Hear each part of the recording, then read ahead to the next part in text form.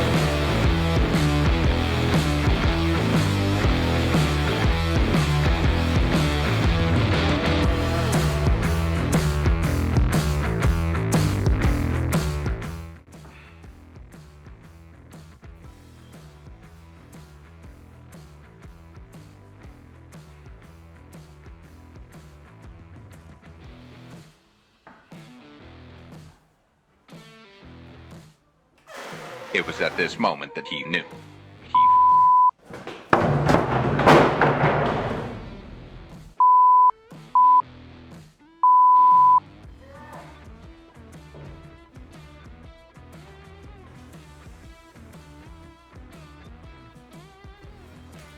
So I honestly hope you guys enjoyed this video, and I hope you learned something new today. I definitely did.